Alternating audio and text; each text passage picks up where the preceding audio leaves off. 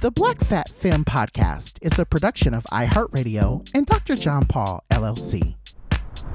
Hey everyone, welcome to another episode of the Black Fat Femme Podcast, where all the intersections of identity are celebrated. I am one of your hosts, John, also known as Dr. John Paul. And we are back in studio. And no, your eyes are not deceiving you. We have the skinny bitch here with us. The one and only Jessica Rose, a mama, writer, and funny as hell creator. I wanted to introduce them because they're going to be getting in with us for the duration of the show. And so I was like, I'm not going to even wait to introduce them. But how are you, my dear? I'm doing amazing. Yes, Thank you so much for having me here. What a wonderful introduction. Yes. I wanted to ask both of y'all. Skinny bitches. Now, skinny bitches, go to the back. No. Go ahead and come forward. I just come to the front. But with that being said, I want to ask the both of you, how funky is your chicken and how loose is your goose? My chicken stays pretty funky, but ain't nothing ever loose. Yeah, okay. So, not even the goose. Yes. Not even the goose. Not even the goose. Yes. Not even the goose. My chicken fresh. Yes. Every day. And my goose never loose either. I know that's right. But how are you? How are you, Joho? How are you, Jessica? You know, I'm doing good. Love this. It's your bestie, Joho, a.k.a. Jordan. Oh, actually, it's Jordan, a.k.a. Joho. What is my name again, y'all? I always forget who I am.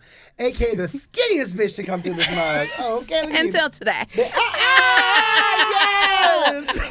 Challengers has entered the ring, I see. Yes, indeed. I am here to tell y'all, though, y'all coastal SoCal drivers, whoever y'all may be, I'm going to go back to drivers ed school because this time I realized that I am actually not a San Diegan. I'm from the Bay originally, where we have weather like this regularly, and people that are not used to that type of style of weather. And so, I was coasting down the 5 doing my thing. But people was going like 45 miles an hour, and I said, "Baby, it's nothing but that was me. Nothing Sorry but about open, that. nothing but open road. Like there's not even traffic here. There's not a car.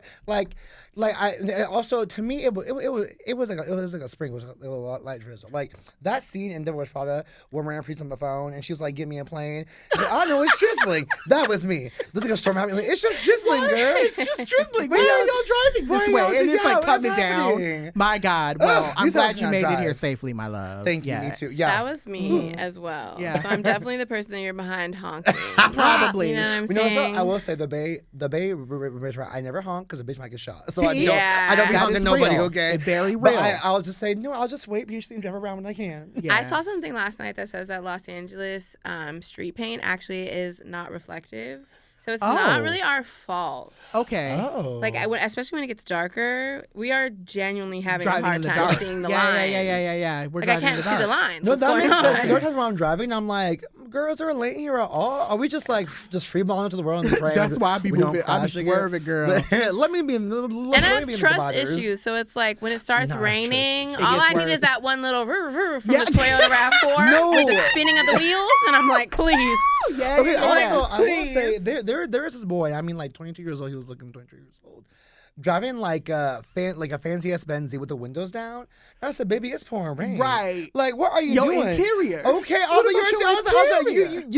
you have the Benz AMG. Right. Then you're like, wrong. Yeah. Girl, also, we are literally on the 101. Baby, it is a 40-mile-per-hour zone right now. Why are you revving like this? But also, why is your window open? Right. Are you okay, sir? No, I was like, and the reality of that question is that no, a lot of people are not okay. We're all just here. But I am so happy that both of you have made it here safely. The thing is that it's supposed to rain until like next Wednesday, so that's a big deal for us as SoCal people. But with that being said, since it's just actually, it's not us just in the kitchen this week. Lord, I'm like, why didn't I edit that out? You know what's funny? I was like, when I read it, I was like, it's not just us. But I said, who am I? A question, my dear sister. Right. I said, you could press delete or put some yellow I over it to looked tell at it. my I ass. looked at it. I was like, was this on purpose? No. I said, no, bitch, what am I doing? I would never tell my sister she's wrong. Okay. Well, anyway, it's us 3 in the kitchen this week as we's cooking.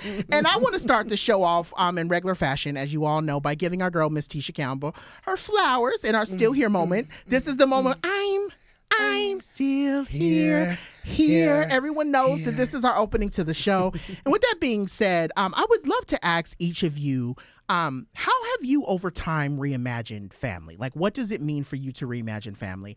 I know that, and the reason why I ask this is it's kind of a two-pronged thing. Like, one, we're getting ready to go into the holidays, so I know that this becomes a really big topic for folks, and we've talked about it on the show. I think it was maybe like around episode 100, 101 or so, where we were talking about family. But if you want to go back and listen to the episode, you can.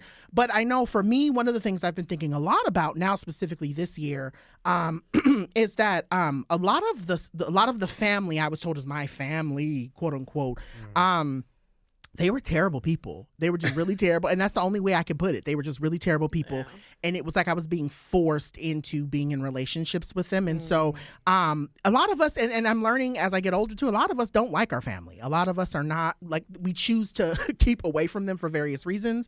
And a lot of those reasons are valid. And so, you know, for me, I've learned that family isn't what we are taught growing up.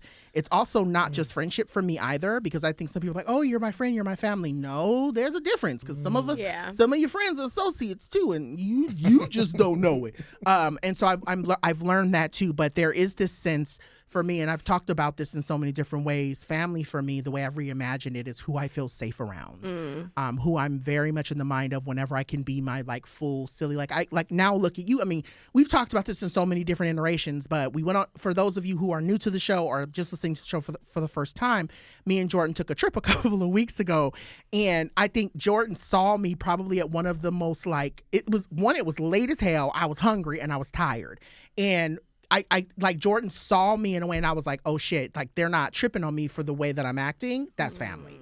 Like they knew I was very, very, very pissed off in that moment. And so all of that to say, like, now feeling like your family, things move and things shift. And so I guess just overall, I think the biggest thing for me is thinking about even like the Jungle Book, how was it Mcwally? Was that his name? Mcwally?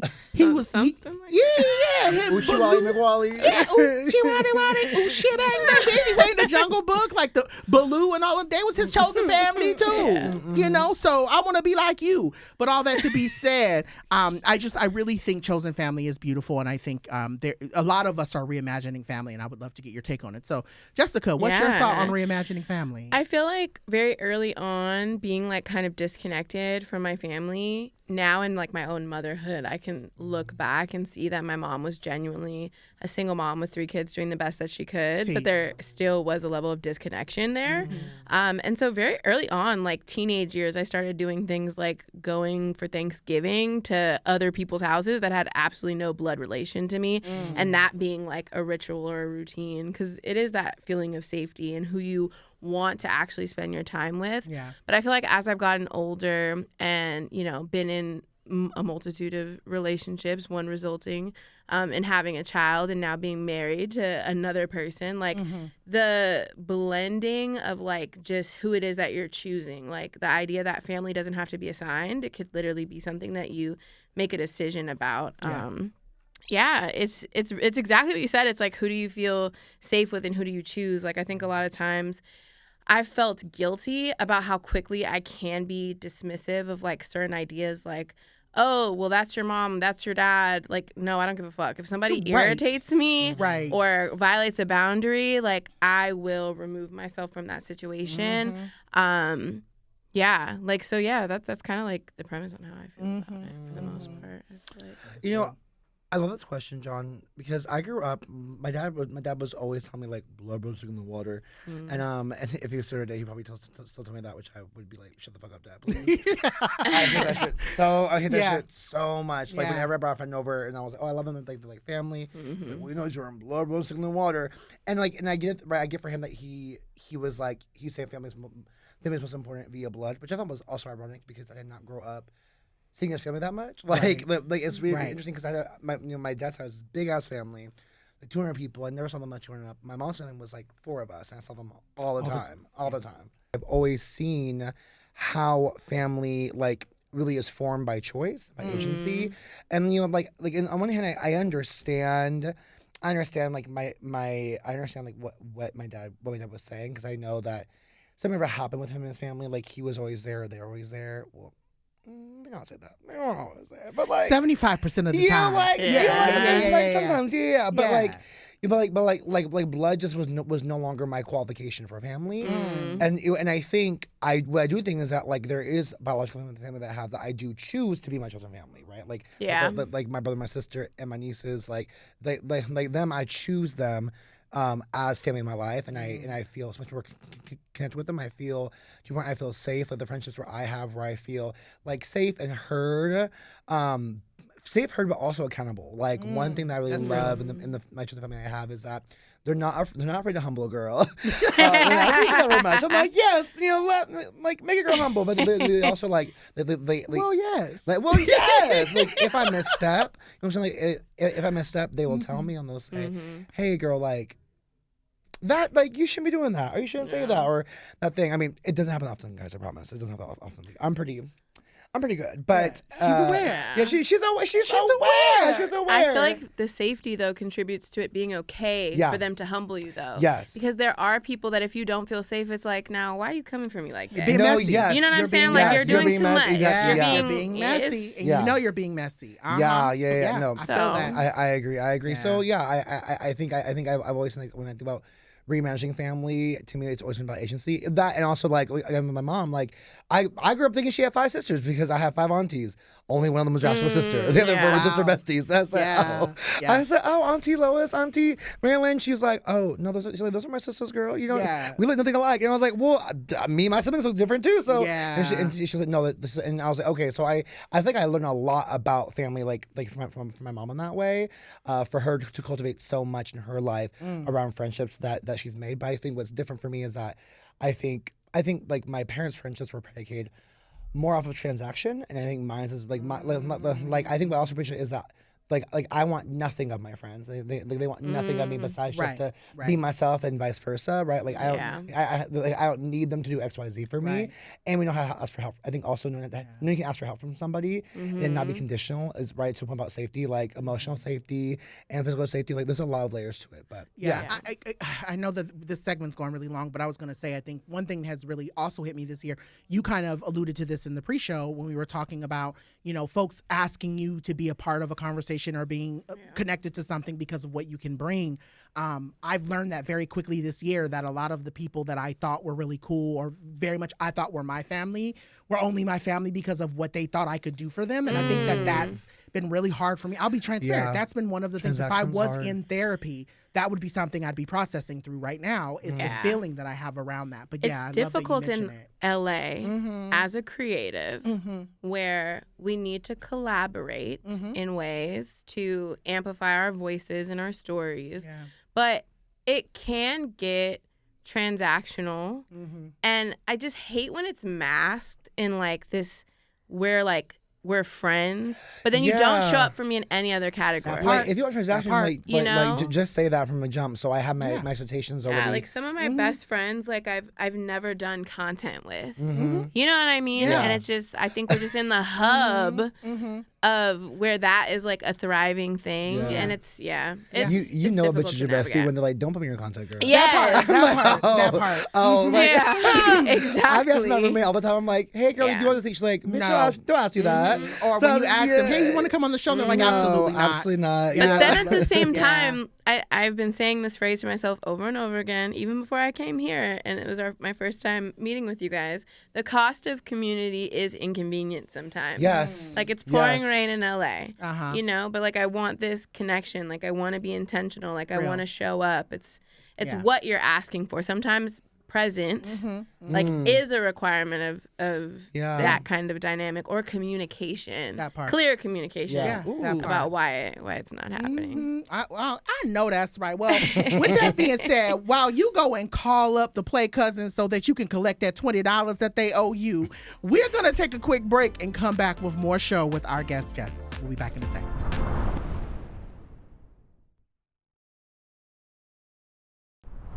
Okay, fam, we are back, and this week, having the Queen Mother in the building, we want to get into a conversation about what it means to reimagine parenting through a queer lens. So I'd love to ask for our listeners who might be parents or wanting to be parents in the future, what are some things that you have had to do in order to actively challenge traditional gender roles and personal expectations for your family? That's a really good question.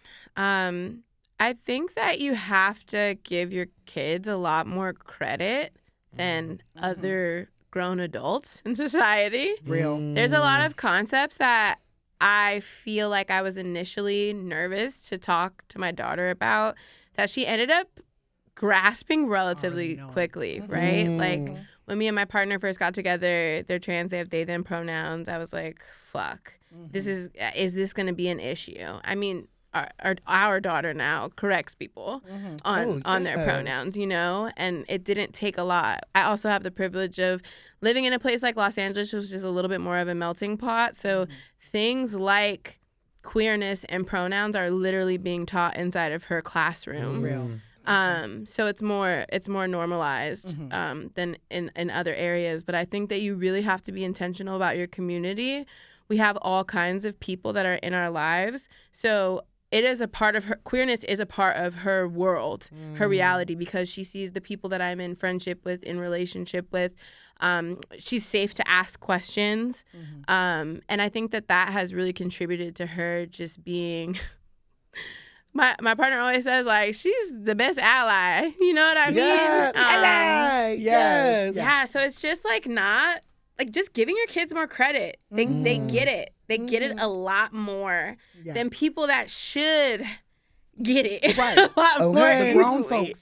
Yeah. And, and even with the differing households, right? Because I had my daughter with a cisgendered man, unfortunately. And Why are men? and Why are unfortunately, you know, I got pregnant very young, dumb. Literally, I had my first 26-inch weave and like a huge bottle of Hennessy. And I ended up pregnant that night. It was my birthday. And I was just young and dumb, and I thought that I could just do this thing, you know? All of a sudden, I got she got me, girl. She got me. I got, you know? Yeah. And I just think that, like, Scam. as I literally matured and, like, started, like, becoming myself in motherhood, I realized how much I did not like this person that I had a child with, like, you know, and we broke up when I was like 6 months pregnant, but we see the world so differently. And I even thought it was going to be difficult for my daughter to understand my queer journey because she has a father who can be a very stereotypical Hotep, for lack of a better word. But luckily, he only does a 36-hour shift 3 times a month. So the impact is a little bit less. I was like, a 36-hour shift of Hotepery, but he meant I'm parenting. I was Not like, 36 hours of Hotep. That's wild. That's the title of this episode. 36 hours of Hotep. 36 hours of Hotep. No. I was like, he has his allotment, and then Right. after this, you're done with the Hotep for the month. I'm You a said you get a day and a half. being. Day and a half, girl. But That's yeah, it. just living your life as an example has been like a great thing, because even with whatever influence is happening on the small other like end of the spectrum with who else she's surrounded by, like we're doing, I have to be very clear, it's literally 36 hours. Okay. I'm just laughing. Sorry. But yeah, I feel like that's how we can. I love that answer, because it's not only one is it intentional, but I think to the point, and we talk about it often. You know, I work with youth, and one of the things that people say that they love about me working and the work that I do is that I'm so attentive to what the youth are thinking and not what the adults are thinking. And I tell people it's often, like you said, the youth tend to be often more smart than the adults that I'm working with. And when I say that they're more smart, they're more aware, they're more cognitive, they ask more questions. And so I think it's beautiful that you give, and I think this is what I wish for all, you know, Black and brown babies. I wish the parents that are listening to this and really taking this information in, I want them to be more intentional about asking their kids questions and letting them ask questions, allowing them to be inquisitive of why does this thing look this way, or why do we have to do things this way? Because I can guarantee you can learn so much about yourself when you really give yourself that space to allow the kids to ask the questions. Speaking of questions, I would love to ask you, how do you approach conversations with your child about identity, inclusion, DEI, and difference, and what might you say to a parent listening who struggles with their place in that conversation, or where they may not feel as, knowledgeable to be able to answer the questions their kids are asking?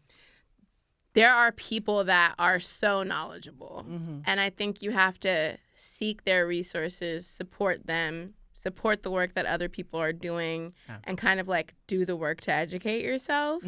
Because I am by no means like a fucking activist that's like well versed in being able to get up there and give like a proper speech, but like I do my very, very best to make sure that I'm like seeking out the right information from the right people. And I think that when it comes to like how I approach my daughter, it's kind of like you said, like she feels more than safe to ask and say whatever the hell she want to say. Right. You know what I mean? And because of that, we also let her explore her identity. And I think people like freak out, like, oh man, we're turning the kids every which way. But they're it's eating like the cats, they're eating the dogs. Yeah, they're eating the cats, they're eating the dogs. But it's like, I mean, sometimes like my daughter is just like, my name's Violet. Cool, Violet. She'll be Violet for a couple days. You know what I mean? And I think that we have to like give our kids the space to explore and play. And I really like, I'm reading a book right now. I read multiple books at the same time. I do like my fiction in the morning, like my inspiration in the morning, and then like my my nonfiction in the morning and inspirational stuff. But there's a book I'm reading that's literally called like just how not to traumatize your kids. And it's like we have like our fair share of the things that we're going to fuck up on. Right. But just transparency, like when we make mistakes. One of our friends is non-binary and had a child recently. And when we showed Nyla the picture of the baby, the first thing she said is like, oh, what's the baby? What's the gender of the baby? You know what I mean? And it doesn't matter whether or not the baby was in blue or pink or anything, because we're not imposing these, social constructs that the world has taught us define like what is a boy or what is a girl. Like none of this shit is real. Right. You know what I mean? Fuck all this shit. Fuck the concept of time.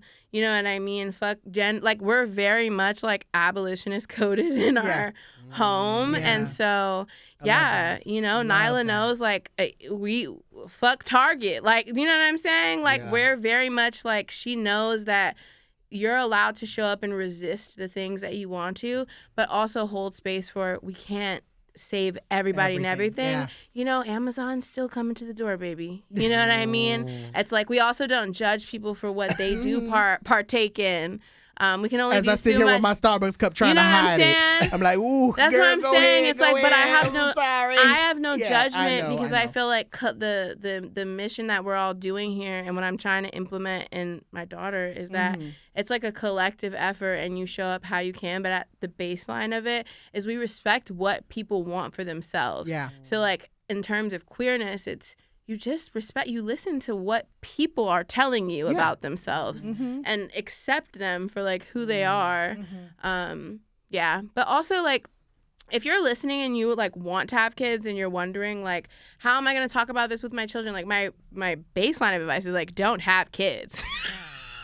Like not because you're I saw you with that fuck them kids shirt and I was like, yes. Like, and not well, because yes. you're questioning yourself, but because I love this child so much. Like she's changed my life, but this is absolutely insane. Like the things that we're talking about right now, I am like single-handedly responsible for the way that another fucking human being comes out and like what, you know what I mean? Like what it is that they show up in the world as, and that is our responsibility. real. But it's very hard and it's very difficult. Yeah. But she's amazing. Yeah. Like she gets it. She understands it. She's very accepting. But it's because we've provided an environment where she sees a little bit of everything. That's real. Yeah. You know, I think about that a lot in my own upbringing, because my parents are like, we're such different people. They were such different people from each other when I was growing up, and found a way to like be together, make it work.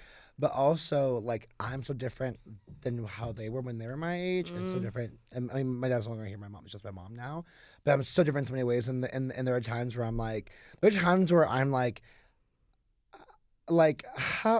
how are you my parents? Only because like they are responsible for teaching the child something, and a lot of things that who I am to tell you, like I didn't learn from them always, right? Or you know, or I learned from the shortcomings as much as I learned from the victories, and so like it's interesting, like double-edged sword of like you're responsible for raising this human in the world, and also like they're still gonna learn something else that you won't be able to teach them, and you have to like trust. Right, I remember my parents like they knew that there's some things that they could not teach me, and they could trust I gained those tools somehow, and thankfully I did. Right, but it could have been so different or so bad. And, you know, and I think this conversation really, when I think about it, it's like when we talk about how to become a better parent or parent in the future, right? A big through line is being more vulnerable with a child, which my parents were definitely not with me. They're not vulnerable whatsoever, and I like lead with vulnerability. And I think I'm curious to ask you a bit of like a two-part question. One because I saw the video of you brushing Nala's hair, and I think that was a great demonstration of what it looks like to be vulnerable. Is one right? And so I'm curious, like, what does vulnerability look like for you and your family, and how does it work? But I'm also curious, knowing that you are raising a child publicly, like how do you manage that, and like her own like safety, right? If people see in the street, do they act like they know her already? Like how do you manage that as well too? Yeah. So vulnerability, I'm a very emotional person. So I've actually been doing a lot of work since being in partnership now with vulnerability not meaning emotionally oversharing with my child. Before I met my partner and I had help, me and my daughter were stuck in a cycle of parentification, which I've done a lot of like work around, and that we've been doing a lot of work on healing from, particularly around the time that I decided to impulsively sell everything that I own on Facebook Marketplace and move to Costa Rica with her. And so it was just me and her in another country, and I was mentally unstable. I got out there and realized that I could not, in fact, live like a fucking Costa Rican person. So because of that, she said, "Oh, it's like for me. I am so sorry." Yeah, which I am so meant sorry. that my cost of living was, not the $800 a month shack that had the geckos all over the ceiling. That I was like, get me the fuck out of here. Yeah. And I'm also on a journey of sobriety. Next month I'll be celebrating 3 years sober. I know that's right. Thank you. I was in like my first year of like sobriety too. So just being with my child all the time and not really having like grandma or even baby daddy for 24 hours, like it put a huge toll, and we got stuck in that parentification cycle. So now vulnerability is letting you know, hey, I'm not having a good day, but like mommy's feelings are not your responsibility. So like I just need some time to myself right now. Or like sharing like the highs and the lows of things, but making sure that I'm doing that in a way that's very intentional about just not making it her responsibility to fix. Because it is my job to comfort her and reassure her, but it also is my job to like prepare her for emotional stuff. So one of the things that we have is basically we pay this child to behave. We have this like board, right? And you can accumulate points on it based off of a bunch of different buckets of things, a variance of like chores, whether it's around the house, in your room, or hygiene. But one of the bigger categories is healthy communication. And we have like 5 or 6 different phrases that are in that bucket. So if she gets upset, if she says, I felt really frustrated when you did this, or when this happened, I felt like that, basically just prompting her to like clearly and effectively feel safe to tell us that the things that we're doing like don't make her feel good for whatever reason, or that she's upset, or even when she's happy, she gets rewarded for that in a way. And she can either cash the points out or she can do a yes day, which, but basically we just like model the fact that you are allowed to have emotions and they're going to be up and down, and we all give each other the space to do that. We have house rules. You can always say no. You know what I mean? You can always ask for help, eat whatever you want. Nobody's going to talk to you about it. You know, everything in this house is for everyone. And I think that's a huge part of just like the emotional vulnerability. Like, she knows that we have been through things, but like she also feels safe to say how she feels about it, you know? Yeah. Like, we also have her in therapy. Everybody in the house in therapy, you know what I'm saying? Yes. We have her in something called play therapy, which is really cool. Yes. So we just make sure that even though we're doing all that work, that if there is stuff that you're still not, for whatever reason, feeling like you could talk to us about, you have someone there doing it. And it is hard because, like, all of that going on, and I'm still like, fuck, I hope I'm doing a decent job. There's going to be something she has to heal from. Right. You know what I mean? Like, we're all human beings. When it comes to the internet, I think that living my life on the internet and, like, having my child and, like, sharing our lives, we're in no means, like, at, like, a scale of, like, millions of followers on YouTube, like, daily vlogging the intricacies of our life. As Nyla's been growing, though, there are certain things that I'm just, you know, I'm not going to be the mom, like, making, like, a period care kit cart for her on the internet. I want to, like, protect, like, at the very least, her safe spaces, you know what I mean? That maybe as she gets older, she may be embarrassed for whatever reason are on there. But there are also aspects that are my story to tell. And I think that as she gets older, like, maybe she will be kind of irritated that, like, I sell baby daddy tears cups and have said fuck her daddy a couple times online. But, like, you also get to separate your relationship with your father from, like, my experience with him. And, like, my story is still mine to tell, even my experience in motherhood. And I try to, like, respect certain boundaries. People have done weird shit for sure, not intentionally, but it is a weird feeling. I think she's told me, you know, that people have come up to us, but she also is very, very good at ignoring the fuck out of people. Like, because of the boundaries that I've allowed her to, like, even set with me, she sets them with people. Like, there have been people that have came up and been like, oh my God, can we take a picture? And Nyla's like, no. And I'm like, cool. I was like, Nyla doesn't want to take the picture. I'm going to take the picture with you. And they're like, that's fine. No. You know? And I feel like that's kind of a part of her, like, storyline is kind of just being like, I don't give a fuck about. But that came from us implementing that. Like, I had to check myself because we took this girl trick-or-treating all night. And I was like, can I have some of your candy? And she was like, no. And I'm like, I just motherfucking walked around with you all night. And now you're saying no, but I had to check myself. Like, you're allowed to say no. And because of that, she has stronger... Well, I'll go buy my own candy She has stronger boundaries. I try to ask her if I think something, like, looks a certain type of way. I'll ask her if she's comfortable with me sharing it. And I know that that's a nuanced conversation because what is consent at a certain age? You know what I mean? But also, I'm not going to live in fear. There's a lot of, like, fear-mongering online. And yes, I think people do weird things with people that share their children online the same way they do weird things with anything that's shown online. And I'm not going to let the idea of something like pedophiles stop me. I'm not going to not live my life. There's terrorists in the world. We're not going to not fly. I feel this the very same way. I mean, when it comes to, like, where she's at, we're very intentional about that. You know what I mean? We don't do sleepovers. We don't do certain stuff. But I can't control the world. I can only do what I need to do to survive in it. And a part of that is sharing our life online. And she's a very small part of my content. I'm in no means, like, you know, dance momming her with her own career online. But yeah, she very much has a say in it. And she also very much be having a rate. For a lot of the things.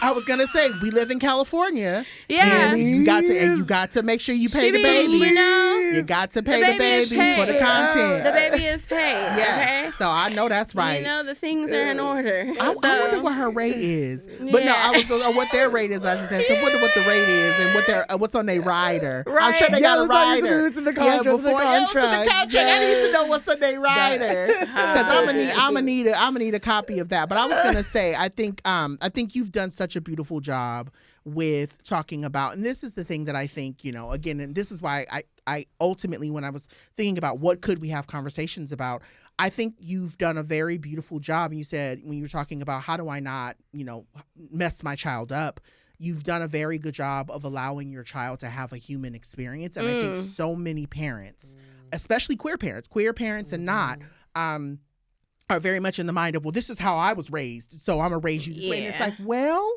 you were raised with beatings. Okay, you know what I mean? Like, no shade. I'm just saying, like, I don't believe and you're also not okay. And you're not well. You're a horrible person, not actually. Well, you're not well. And so I think it is a beautiful conversation for us to have. We talk about everything across the board, but I think when we talk about parenting, we talk about even, for me, right? Like, there are things, I posted this years ago, but my nephew is now 7, and my nephew will call me out of the blue for things, and there will be responses I'll immediately want to go to, and then I'll go, that's a trauma response. Don't do that. Be cautious, be careful, with Grayson, because you don't want Grayson having the experience you had with your uncle, right? And so I'm thinking about, like, we're all working collectively to try to end, like, and I hate that it's us, right? I hate that it's us that has to, like, break these chains, per se, around all of the emotional, mess that we all carry. But I think it's beautiful that you're allowing your child to have such a human experience. I'm gonna ask this question to you. I'd love to kind of end this convo with the advice you would give or that you would offer to a parent around starting their own journey and reimagining what their family may look like maybe in their mind. Because I think that's the biggest thing for me. I have said, one, it's not that I don't like children. I know the responsibility that comes with children, and I don't want it. That's literally what's keeping me from ever having children. I just don't want that responsibility. Kind of to what you said. It's a lot of responsibility to be raising a whole ass person. But I also think that there are people who are scared, like you said, that if they have kids, they're going to fuck them up. And I know that there are people out there that are saying, I want to have children, but I just don't know how to do my own work to be a good parent. And so I would love to know your advice to anyone who might be reimagining what family or what having children means, how they can unlearn some of the harmful shit that they may have taken in, and maybe thinking about, like, what does it mean for them to show up as a quote unquote good parent, if that makes sense. Wow. Yeah, that's some deep shit. Right? Yeah, come to the right show. Yeah, I'm actually, one of the reasons that I don't want to have any more kids is because there is a part of me that feels like if I had another child, I would feel guilty that kid would get a better version of me than Nyla did. I've heard this. Okay. I've heard this. And yes, I say that because I think that people that continue to have kids, I think that is a universal feeling. But it's because there literally is no blueprint. Like, your first round is kind of like you are. Shake the dice and steal the rice, girl. There's no blueprint, Yes. And I think there are ways you can be more intentional. I didn't have the luxury of intentionally having a child and doing things more in, like, on a foundation of a certain bunch of morals or whatever, or shared beliefs and values. Like, I was literally just raw dogging it, you know what I'm saying? And trying to figure out titties in the wind, honey. Listen, and I was trying to figure out who I was. I'm just now like, okay, I think I have a grip on who I am, and I have someone that's about to be 12 that I'm supposed to have been implementing things in the entire time. Yeah. So I think a couple of, I guess, less pessimistic views on this, right? Real. Try your very best to, like, have a good grip on who you are as a person. And as long as you have that, you'll at least have some kind of, like, foundation of, like, how you want to move and what you want to implement and what it is that you want to teach. I think there's also a level of acceptance about the fact that you are going to fuck things up. And will. But I am extremely apologetic, in more ways than I have ever received with any adult in my own life growing up. You have to be willing to apologize because you're not going to be able to be perfect. So I think that being able to, like, let go of your ego, let go of the idea that because you're the parent, you're the adult, that you're always right. you'll also teach your kids empathy and giving grace and forgiveness too, and those are all really, really important things. And yeah, like family doesn't have to look a very specific way, you know. I did some social media strategy and management work for my friend Mia Cooley, who has a company called Parenthood, and it's all about queer family planning. And we did some conferences a couple of years ago, and the different kinds of family dynamics that exist are just out of this world. Yeah. I mean, you have people that have known donors, that have meetups of siblings, and like just like, you know, you have to really be intentional about community, because we need more people. Real. Like my life has gotten better, my mothering has gotten better, the more people that I've allowed to become and accept as family. And if you can like shift your mind out of it being having to look a certain kind of way, you'll just have even more support, you know, just like you said, like you thought all them women was your mom's biological, you know what I mean? And they weren't. Annies, yeah, you thought those were your Annies. And you kind of have to have that, you know, because we need that support for ourselves mentally, but also for our kids to see us, not just love, but be loved too. Because this is a whole new era for even Nyla. Like she gets to watch somebody love me, and like that's a whole new level of like healing for myself and her too. But yeah, nothing is concrete. Like you cannot plan. You can plan, but it's going to just keep throwing curveballs, and it just gets different every age, every level. But yeah, it can be a beautiful thing. Yeah. It can be a beautiful thing. I vibe so... I'm trying to get over a cold, and I'm fine. Yeah. I don't want to make you think I'm sick, but I'm trying to get... My spouse is sick right now, so... So I'm getting over it. I'm in the last stages of it, and so my voice has been raspy. So sorry for all of those of you who are listening to hear me keep clearing my throat. I'm so sorry. But I was going to say I vibe so much with this because my mom... you know, I have a very beautiful relationship with my mother now. And it took us, I hate that it took us almost 40 years to get to this place. But I mean, I don't think we were ever in a bad place. I want to make that very clear. But I think I just have such a very warm relationship with my mother. It doesn't feel as hard as it used to. And it used to feel like I was constantly pushing up against a wall. And it felt like I was, like you said, my mom parentified is the word. She did that to me because I was the oldest and she was a single parent. And so I started to see my mom as almost like a sister or someone I was watching over. And now I don't feel that way with her. My mom will call me and say, "How are you? Are you okay?" You know, and so it feels a lot easier. But I say all of this to say, you know, my mom, the reason why I'm sharing this is my mom for years apologized.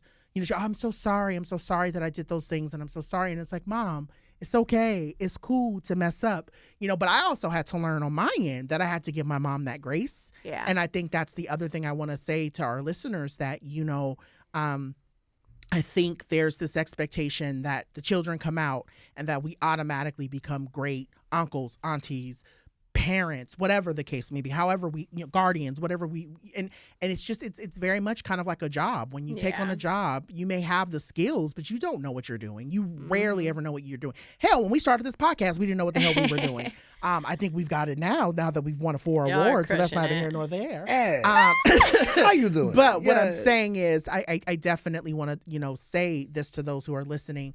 If you are a parent, you're doing the best that you can. If you're thinking about becoming a parent, do the work that you need to do to become a good parent. And if you're like me and you say, I don't want to have no kids, that's okay too. That is okay. Get your cat, get your dog, get you a bunny, get you a gecko, like you said, like whatever the case may be. Do what you got to do. But ultimately, I think it's important for all of us to be doing our own work. So I love that. I love this. Jessica, I just want to say, I know I know we've just met the first time for in life today, but hearing you speak, like, you're inspiring me for how I want to be a parent in the world. And that, like, it like really means a lot to hear that, like, I'm so serious, especially because, like, I grew up parentified as well too as a kid. And I think right, like, in some ways it makes me a caretaker, but that's been a trauma response. And like hearing how you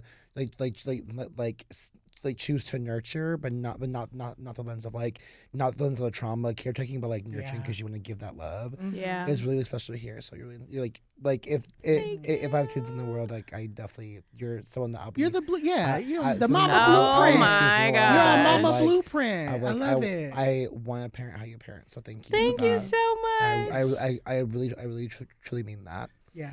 I appreciate that so much. Yes. Now that I got called Deborah, my mom, to make her make her atone for her sins on live audio with me, which I would never do. She would never do it. She would literally be like, "I'm sorry, as a bad mom," and I'd be like, and hang up the phone. That's exactly. my mom. I'd be like, "Okay, and what? As Weena would hang up in my face. Now, girl? What do you want?" Yeah, I'd be like, "Okay." I mean, Deborah, I love you, girl. Yeah. I just had we a love long time with Deborah. her We today. love Edwina around these parts. But we gotta take another break, and we come back. We'll be more with our girl in our What's Poppin' segment.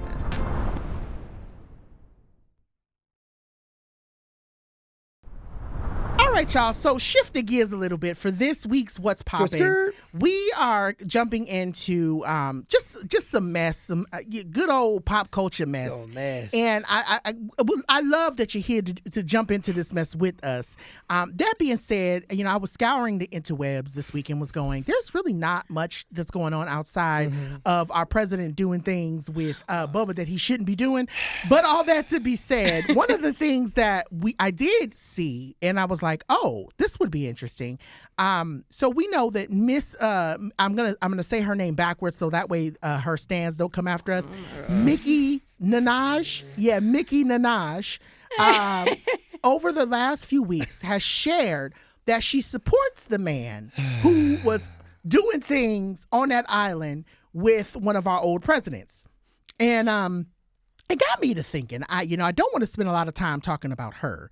But I did want to say it got me thinking, like, what is it about a certain level of fame or celebrity? Because we saw this happen with Rodney Jerkins, right? When all of the stuff happened with that man that I also don't say the name of, and he came out as MAGA, and we were like, oh my God, so I guess that's the what's poppin' question of the week is what is it that makes you, in your opinions, why do you feel like Black folks like to take the side of the folks who are doing the harm, especially when they know, and we all know that Mickey is not in her best head, right? We know we all know that something ain't, Something's not me scared. I said I was shameless, but you start talking about this one, I'm like, just kidding. We all know that she is one crayon short of a pack. there's a lot going on. Mama ain't got all the crayons there. But it is a general question of we're seeing this happen. But the fandom wild. In so real I'm not time. too much of it. Right. We're seeing, so that's why I said I'm trying to stay away from the fandom. I'm trying to get. She'll start tweeting you. She used to follow me, actually. That's Really? crazy. And I ended up having to block her. I had to block She her. blocked you right back. Yeah. But she unblock you and tweet you after she No, get out of here. But no, that was what was on my mind as I was putting the segment together. I was like, what is it? Okay, here's what I will say about not just Black people, but I feel like wealthy people. Okay. Yes. There's something about the idea of collective illusions. I think that a lot of people don't know what they actually believe. They're usually just mirroring what's What around they see them. and what they hear. And I think that with a lot of wealthy people, they are very easily distracted by the idea that they will be prioritized in some kind of a way. And so I think that maybe has Mickey. Maybe Mickey has. Bleep that name. Yes. Okay, it's Mickey. Yeah. Yes. Maybe Mickey has just people around her that are supporters, and that's just what's being mimicked. I don't know. It doesn't make any sense. Well, we to know me. her partner is also problematic in a lot of facets. So that tells me a lot. But like I said, when you see celebrity, there have been other names of celebrities where I've learned that they were MAGA supporters, and I was like, what the hell? Yeah. Huh? Yeah. So and sometimes I'm like, is a check clearing on the back end? has to. There got to be a check clearing on the back end. Someone's struggling. Yeah. Do you know what I mean? Uh-huh. Yeah. It's That's like, what I feel like a celebrity going MAGA is the equivalent of like seeing your favorite actor doing a Colgate commercial. You know what I mean? It's like a comment's going that way. You know what? So I'm probably gonna catch heat for this, but it was like, what's her name doing that insurance commercial? It'd be insurance too. You're like, what's going on? It was the girl who used to be in. She used to be on Grey's Anatomy. She was like the star of Grey's Anatomy. Ellen Pompeo? And then Katherine Heigl. Katherine Heigl. That's who it was. I saw Katherine Heigl on an insurance commercial, and I said, "My God, how the mighty have fallen." I'm not talking about a brand deal. I'm talking about we're watching television and you're here. I'm screaming. I said, "Oh my God, how the mighty have fallen." You know what's funny? Whenever I see someone do like doing a cameo, my first thought is, damn girls rough out here in the streets, huh? Yeah. It must be rough out in the streets. Maybe some people enjoy them. It could not be me. Okay, I think that people that you gotta have like a mega fandom. To be clearing a real check. Yeah, okay, a real check. You know Because some people cameo, I'm like, do you really get much Oh, from this? It's when giving you said cameo, I thought so. Like cameo my in mind a didn't film. go into No, cameo. video. I thought you meant being the cameo in a movie, or they was like, well, that's actually a pretty good check. But then when you said cameo, it's like the people they look you up, and I mean, I'm super judgy too. Like, I'll see how many reviews you got. I'm like, so you on here and you've done 57 of these. Yeah. You know what I mean? For $15 a video. You and me as much for this You cameo. start doing the math. I'm calculating stuff like, it's not worth it. I have a better time dressing up as you and doing it myself. You know what I mean? Yeah, but no. So what? I will say someone that I saw utilize cameo in a really funny way was Kev on stage. Yes. Yeah. Yes. And like he went on and like paid a bunch of people to promote his tour. Like shit like that is funny. Yeah, okay. that's actually smart. very smart. Very ingenuitive. Yes. Listen, you need the check and I need the exposure. And there's some celebrities who use it to, I don't know who it was. I think it's, what's his name, Mark McGrath. He specifically uses his cameo to break news to other people. So like if it's like a baby birth, if you want, like for instance, he's very intentional that it's not just like a hey, I'm Mark McGrath kind of deal. It's like a hey, I'm Mark McGrath here to tell you something. So that's fine to me. But yeah, when I'm looking around, cameo definitely is a recession indicator. But it's definitely giving a recession indicator. Like, what are you doing on here, Little John? I'm Get saying. I'm just okay. So I hate to say it, but I feel this conversation, like, I feel like I hate to say it. I'm gonna sound dumb, but like I really feel like this conversation, like we have to have this in the same way we had like the Beyonce conversation a few weeks ago. Right? Where like it's like and like I know it's not the same thing. Like, well, you didn't care about that conversation in general. I mean, you said I don't care. I know, and did, and still don't, because I'm just like I don't rely on celebrity to do anything for me. That part, right? But I'm big on that. I think that there is a question of like, right, like people are like working to like cancel her, cancel Mickey, and and they're like. Like I'm okay. Like, so like, do we not rap her songs? Do we debarbify? How do we debarbify and such? And so like I think there is a question of like what like how do you like what like is there a level of acceptability where like you don't have to divorce something from someone or like what is the line? But I think for me, like I really think like we got. And my question to people is like, why are we so surprised this is happening? Also, like, why are we surprised that water is wet? Also, why are we surprised, to your point, that rich and famous people are out of touch? And they align with folks who only have self-interest, right? Yeah. Like I think we like so many folks that we have seen that we have lauded like Oprah and Gayle going to, and Oprah has been getting it this week. I've seen all over the net. People are, but like truly, like they really. Why are you surprised? Why are you surprised? And also like they really had nothing to lose. Like, listen, like at the end of the day, Mickey, Oprah, Gayle, they even if we as people are like fuck you. They're still getting that check. They're still like, so I'm not surprised. I'm sad. And I think like in the context of Mickey, I'm sad that her response to her fandom saying like, why are you doing this, right? Trying to hold her accountable, and then she responded, which I will like her take was so bad on so many levels because one, I was working on just going on her take because her take was about I'm probably happy we live in a country where people can worship God so freely. Girl, this country was built off Christianity. So like, what do you mean? Like you're acting like this wasn't the country that we had in the first place. You act like it was Muslim first, right? Then, okay, yeah. because you're wrong, Mickey. We don't have the privilege to worship as we want to because we have Islamophobia, anti-Semitism. Well, actually, you're actually wrong, girl. So what do you mean by that? Yeah. No. Yeah. So it's like I'm not surprised, but I think to your question, right? I mean, and I want to be clear. Like, I don't think it just happens in Black communities, but I think as a Black community, it feels different and challenging and hard because we know that we are we are one of, if not the most like oppressed group of people, and yet people in our identity scope still choose to align themselves with like white supremacy, right? Yep. Align themselves with people who are only motivated by self-interest. And I think like yes, the root cause is not just not just Black folks are susceptible to the root cause, but it's hard seeing us as people who also perpetuate those symptoms. Like, it makes me really, really sad. And I wish there was a way out of it.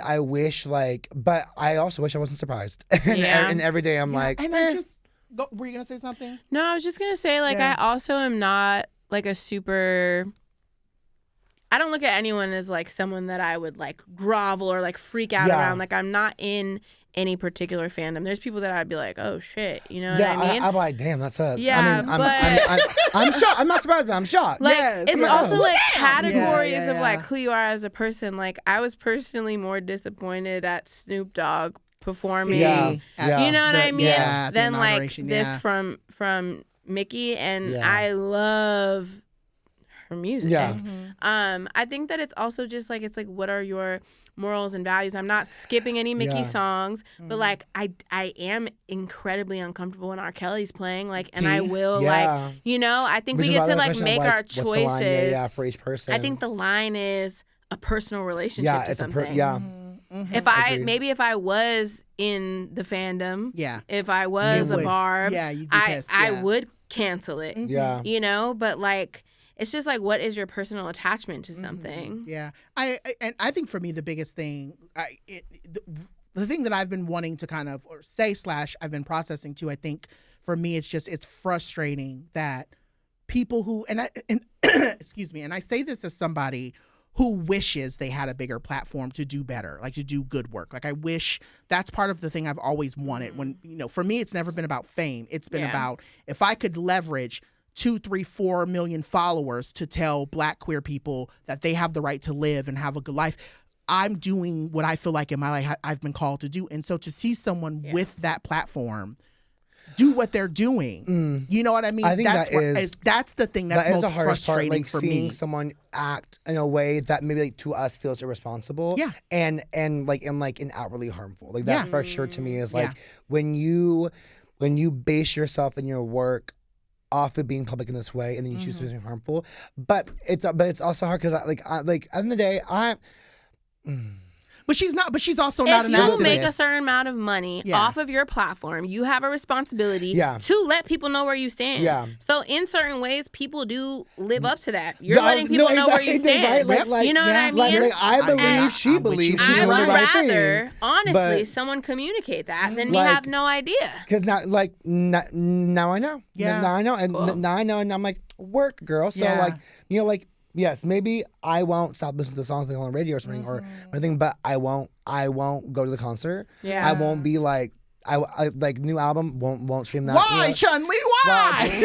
It's everyone has a personal relationship with it too. Like, yeah. I'm definitely not gonna necessarily skip a Chris Brown song, but I was cringing at everyone in LA going to Chris Brown concerts. Right. Like, you know what I mean? Yes. But I'm also y'all not. know how I feel about Crash Bandicoot. Yeah. Y'all know how I feel about Crash Bandicoot. It's just everyone has whatever their lines are. Yeah. And I also do think like we as people, like we as consumers and we as the ones that like are most impacted by it. I personally, like, I think we said earlier, right? Like, I don't want to spend my energy like judging others for it either, because because at the end of the day, like I know that the work I'm doing, or the work I try myself by, is about helping folks achieve their liberation, and and me judging, you know, Boo the Fool to do XYZ like is not really gonna bring me joy, or or make my work matter more and such. Yeah, so it's like, but, you know, like it's a really big tug of war of like, honey. It is a tug of war. And so I just like I said, I was perusing and I was like, what could be a good conversation or something of substance? And I know I've seen so many people mentioning her in so many facets. I was like, okay, maybe we do need to say something about this. And so it's about that. Mickey, stop being dumb. And but also, and Barb's like, stop putting her on the pedestal as well. Like, yeah. Well, I mean, nobody rich in my belief should ever be on a pedestal. Like if I become a multi-millionaire tomorrow, I want people to decenter me. I want them to be like, Noah, girl, live, laugh, love you. Yeah, but I pray you use your money in the right way. Yeah. But from you are not welcome to the conversation anymore. Well, as a thousandaire, I would like for I just want people to sit to me because I'm trying to do some good work. That's all I want to do. I actually donated to a couple of things today that I felt really good about, and I was like, yo, that's why I do what I do, to make sure that my girls can eat too. But all that to be 100%. said, now that I've got that off of my chest and I've had to unlearn the words to super bass, I know every single word to that damn song. Right. I hate that I do. My most problematic thing with my Mickey song selection is my favorite one is where she says that All I Do Is Win remix. Oh. And this doesn't make me seem very abolitionist anymore, but she literally says, ask the IRS, bitch, I'm paying for your health care. You're never going to make me not like that song. Yeah. Listen, she has some bars. Super bass. I'm like, the concept of shitting on someone because their taxes are giving you free health care is crazy. I'm not gonna hold But you. also, that's why she's MAGA. Okay. It's the like, proof why, has always been why there. Are you surprised? It's Yeah, in the pudding, baby. It's in the All I Win remix pudding. Oh. Okay, have you seen the episode of Abbott Elementary where they make Ava dance to Juvenile? Yes. In 6 months' time, random day, I'm gonna do it to you and see if you play all the words. But I still know them. This one is for the boys with the booming system, top down ACs with the coolest sisters. When you come up in the club, you be raising up. Got stacks so jack like he's raising up. Yes, I know every single word to that song, and I don't. It's one of those songs too that I don't know how I know all the words. You didn't choose this life; it chose you. Because I literally didn't sit and study it. It was like, I guess I had heard it so many times that I just know it, and it's weird. But anyway, yes, I do know every single word, so I'm gonna work on unlearning that. We're gonna take a quick break and come back more with our yes ma'ams and our no ma'am pams back in a second. Jesus Christ.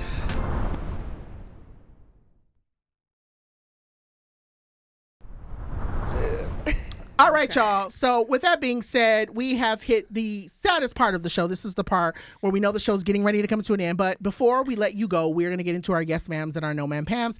This is normally where we get into conversations about the things that we want to uplift or ultimately the brick we want to throw at people. So with that being said, I'm going to go ahead and start. Jessica will come to you, and then we'll close out with our good sis, Joho.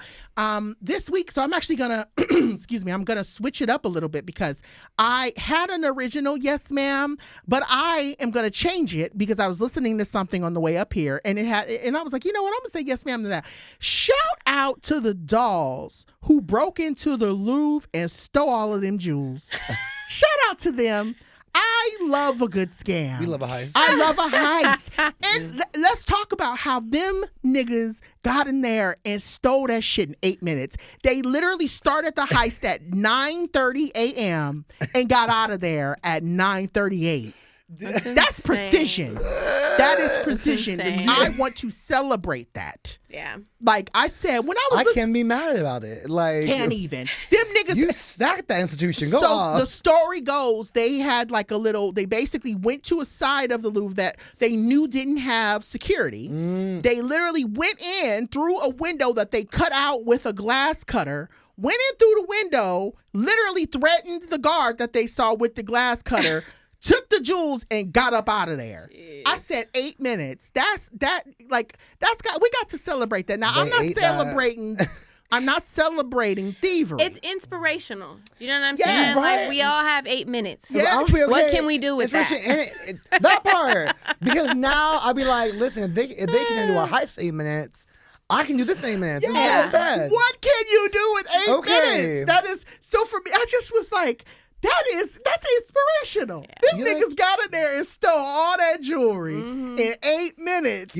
You can't be mad at the mastery of it all. Yeah, it literally made it. So, like I said, you all know I love a good scam, and so it made me very. I don't do scams. I just want to make that very clear I would never that scam. I am not a scammer, but I do. If you got Chase Bank tap in. Hello. Being one of my credit cards. But no, I genuinely am not a scammer. I will say everything I own, I've worked for. However, I love when systems get got, and I specifically love that the Louvre got because all of that shit in there anyways, stuff that they stole. They stole a lot of that stuff in that museum anyway. Oh so my gosh. it makes me very happy to know. It's really just redistribution. Yeah. Okay. You want to talk about abolition frameworks? Yes. It's really just redistribution of wealth. Let's calm down. They were supposed to take 8 jewels, but they only got 7 because they dropped one. So I just want to say shout out to for making out. 2 of them got arrested. I don't know if there was more people involved, but for those who are out here who may hear this, shout out to you for doing what you need. Doing what you need to do. I guess my no man Pam for this week. There are other things that I've been thinking about, and I'm like, I still want to say. So I'm trying not to come off as salty. I'm not gonna say. I'll tell y'all offline who I'm talking about. But I'm still a little irritated that I feel like there's so many dope Black queer people doing really cool shit in this moment, and they're not getting the I wouldn't say the platform, but they're not getting the support. Like I'm seeing them say, I'm struggling in this way. I don't have money. I can't pay my bills. They're having to turn to GoFundMe. And it's frustrating to me because I'm not seeing the same. And we know why. Why.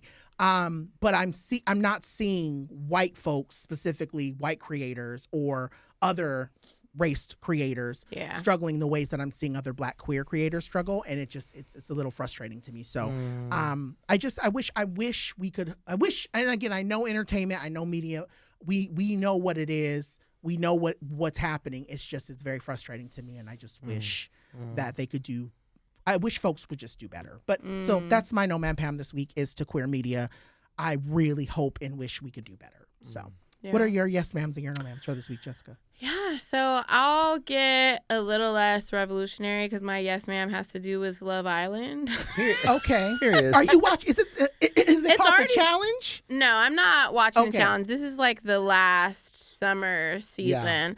But my yes ma'am is to Huda Beauty canceling the contract with Amen. Huda. Amen. I saw that. Now my question is did she create that? Business? No, she didn't create it. I think that what Huda Beauty did was they saw the virality and the millions of followers out of it, and Huda had the same name, and so they made that partnership. They made that. It was a partnership. Okay, because I thought it was a Men's Warehouse situation where they were like, you created this, but we gonna go ahead and boot you out. Been around for quite some time. Okay, it's been around for a while, and they just did a partnership, and a lot of the promo was around the main woman who I think owns it as a CEO, founder, whatever, and Huda doing that. I think that, again, when you have a platform, you have a responsibility. I do not believe that this woman is inherently racist in any way, but I feel like she has a responsibility to correct stuff. And you have visibility, and babe, use one of the brand deal checks for some media training. You don't laugh on live about some shit like that. Baby, the way when I saw that giggle, I said, girl, you about to giggle a lot of your checks away. Yeah, that was pretty crazy. Giggled all her checks away. Yeah, and I guess my no ma'am is just a general concept. I'm really tired of net 30, net 60, net 90. I'm just tired of major corporations that have money sitting in the bank just taking months to pay. I'm tired of begging people to fulfill invoices. I need you to get out of my head. I really need you to get out of my head. So just no ma'am to that, because the check should clear. The check should have been cleared, It you should know? been clear. It should honestly be happy. I don't make you do a day up payment. Right. Render services. Hello? Okay. Payment for services. I just PayPal transfers instantly. Instantly. Instant transfer. You know what I mean? It may cost you 2%, I but was you gonna can. say, with your Venmo. I'll take the 2%. Okay, I'll It's pay tax. 2% right with now. your Venmo thing up. I'm Scan- not baby, doing scan nothing me right until now. it's Can scanned. we hop on a call? I have a QR code. I'm saying. You I'm ain't not listen. doing nothing until you Listen. scan this QR code. It's frustrating. Zelle is instant as well too, and it's FDIC insured. Yeah. Insured. You got this. Nah, You got Zelle. this, babe. Please, you got this, baby. Yes. Yeah. What? Well, yes. Yes. Well, yes. Well, yes. I love your man because I think about that all the time. Because my yes man Pam is to this week. John and I were on a show called Two Bad Queers by Chris and Shayna, and I just want to say yes man to them because I really just loved being with them. They were so dope, so much fun. Like it felt like such a key, and I look forward to them being on our show as well. Yeah. Too. Oh, They're that's really fun. They were just. we are going to make that happen. If They not, were. the end of this year is definitely going to be the top of next year. Yeah, Christian, if you're watching, y'all were so fucking great and so brilliant and so hilarious to a talk key. to. So It thank was you for your such a key. time. My new man Pam is okay. So it's like an onion. It's layered. So there is a cultural institution where I live. I live in like a queer area in San Diego, and one of the bars that I love is one of my favorite bars. It's called Number One. Their cultural institution, and the city, I think they're working to try and designate Hillcrest as like the cultural district. But until then, like as a place that's not yet a cultural district, it is subject to certain ordinances and laws. And so a developer built a apartment building right behind Number One, or on the side that wraps around. Number One is known to have. Not to cut you off, but was Number One originally Numbers? Was that the name of the club? No. Numbers actually used to be right next to where I live. Okay. Now, but now it's like a restaurant. Oh damn! I But love Numbers was but a go spot, off. as I heard. So Yes, I love Numbers, but go Number off. One's been around for quite some time. The developers built a building around it. Now, one of the best parts of Number One that I loved a lot was that they had this really cute back patio that They do. is a dance floor. Okay. Because of the apartments that are right there, they've had to close a patio at midnight versus 2 a.m. like they usually do for noise ordinances.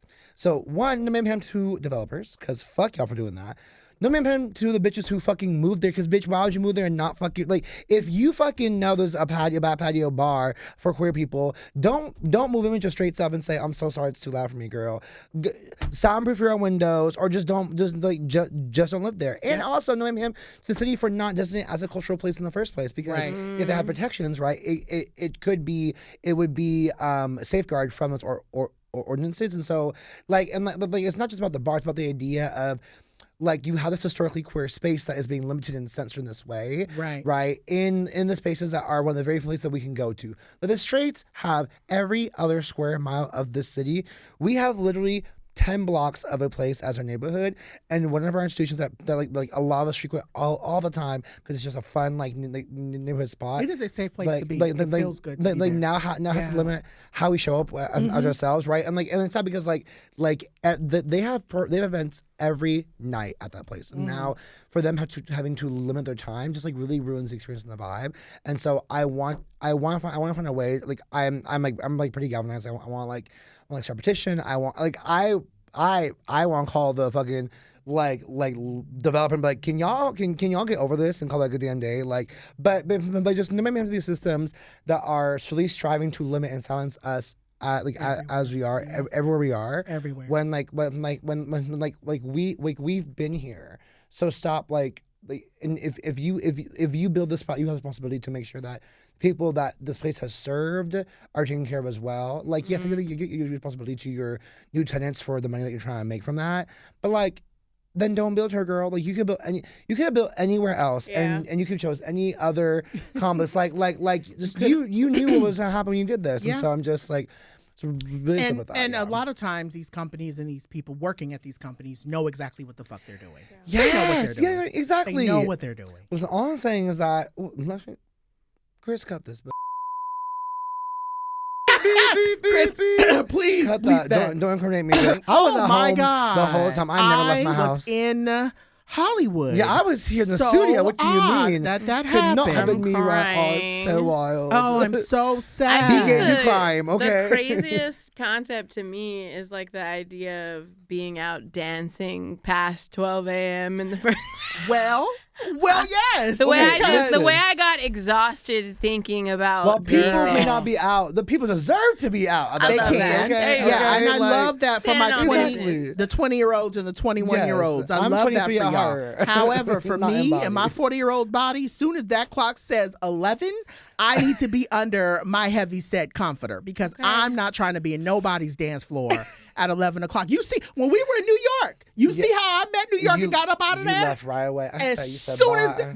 as soon as they snapped that picture, I You said, sure did. "Good night." I said, I don't need to be here for any And longer. yes, Yeah. I'll shake ass enough for the I love both of that for Don't you. you worry. But Don't as you for me, worry. I'm going to bed. And I'll say this too, like even talking about responsibility, right? Like when we moved into the condo that we moved into, initially the place that they showed us was in front of a pool. And I was very much in the mind of, I don't want to live near that pool because at 8 o'clock, 9 o'clock, when I'm trying to wind down, I don't want to hear kids out there at the pool. Yeah. So Yeah. what did we do? Where's another location for us to live because we don't Yeah. want to live near the pool? So I mean, I think that it's just people are awful. People are shitty, Yeah. and it's really Yeah. annoying. So all that to be said, I hope that those developers are having the day that they deserve. I hope that they're having the day that they deserve. With that being said, send us your thoughts, feedback, and emails to blackfatfempod@gmail.com. You spell it out, BLACK fatfem FEMME pod@gmail.com. You can also send us your thoughts via social medias by interacting with our posts on Instagrams, on Threads, on Blue Sky, on the Tick of the Talks, and I'll even say Spill. I'll be over on Spill talking about the show and doing things and things of that nature. So shout out to Spill for seeing us and for always Yes. supporting us over here. Jessica Rose, where can the dolls find you, baby? Yeah, you guys can find me everywhere at This Is Jessica Rose. I will make a note to the fact that you said creators are struggling right now. I agree with that.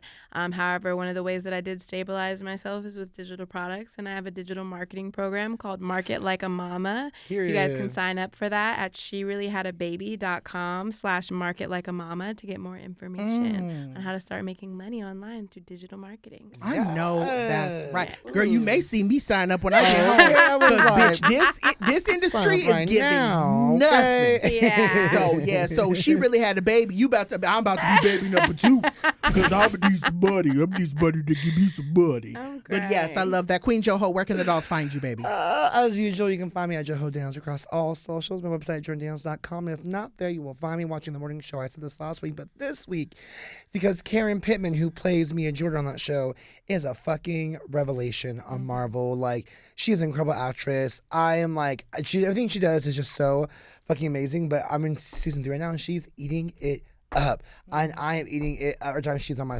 screen. I live for her. So Karen Pittman, if you ever listen to this, know that I love you so much. Your work is so good. Your craft is amazing. Like, just so good. Are you? What season are you in? 2 or 3? 3. You're in 3. Yep. Okay, I need to catch up. I did season 1. I kind of watched season 2, Yeah. and then I stopped. But I keep telling myself I'm gonna go back. You know, I know. I like season 2 is like a lot of it is based on COVID, and I know a lot of people have a lot of like feelings about like seeing shows that are based around COVID. I think they do actually a really great job like portraying it, but season 2 was a bit of a lull for me. But 3, it's good. Like, yeah. I survived 2, so I can get to 3. And Okay. and You said I I'm proud survived that I 2. did. I'm proud of myself for doing it. Okay. I love that, and like I said, when I get bored enough, because I'm still trying to get through some other shows. Yeah. Once I get through the shows I really want to watch, I definitely am going to go back to the Purr. morning show, so that way I can catch up and we can talk about it. With that being said, you can find me over at your website signing up for your marketing stuff, but you can also find me Yes. down to www.drjohnpaul.com. It's Christmas time. Buy my book. Give it to your homophobic uncle. Let them read it. Tell them that there's a whole bunch of lessons that they can learn in said book. You can get the book at Amazon. You can get it over at the Barnes & Noble. You can get it at your local bookery. You know what? People even said they've seen it in the airport. So you can even get it in the airport, honey. Go buy the book. Other than that, you can watch my spot on ABC, Our America, Who I'm Meant to Be, where we talk more about this show. And also, if you want some good white mess to watch, All Her Fault Oh. I've heard. On Peacock? I've heard it's really Girl, good. that's some good white mess right there. I'm excited. Oh, we you need want to talk something new. Yes, it's giving. I know that didn't just happen. Yeah. That literally, so it's giving a lot of good white mess. And what other show did I finish watching? Not Bad Monkey. Bad Monkey's all right, but that's on Apple TV. There's another one on Netflix with Jason Bateman, and he has a brother, and they own a bar. And it gets real messy. When I find the name, it's also some good white mess. Insert white show here about Jason Bateman on Netflix. There's another show, and it's about a bar. And baby, when I tell you Jason Bateman steals some money from some folks, and they come after him. Oh, wow. It's some good white TV. He is a solid white actor. Well, the thing is with Jason Bateman though is that he's himself in every role that he plays. Yes. And so it's very like you know what you're gonna get when you watch Jason Bateman in a show, which I love about him. Yeah. But he's also very pro-trans, very pro-LGBTQ, so that's also another reason why I'm very much a big fan of Jason Bateman. We love a good white cishet man who gets it. So with that being said, go down to the Netflix, find that Jason Bateman show and watch it. And let us know what your thoughts are on all of the stuff. But with that being said, this has been another show. We want to thank our super producer, Joey Pat, for making this shit pop, and everyone down to the iHeartMedia for all that you do. The two producers that we have in the room over there, thank you for what you do. Thank you so much. We appreciate you. We appreciate the donuts. Thank you. We appreciate you. We also want to shout out our wonderful editor, Chris Rogers, because without him, you would not have this flavor in your ear. Or the visuals down to the tube of you. Stay black, fat, femme, and fabulous. And remember what, Joho? We may not be a cup of tea, girl, but it's okay. Grab some eggnog and some Hennessy. Yes, make Christmas a little sexy and sweet for you. Okay. Mouse titties, mouse titties, mouse titties, mouse titties. Hey, hey, hey. I love us for real. We'll see you next week. Bye.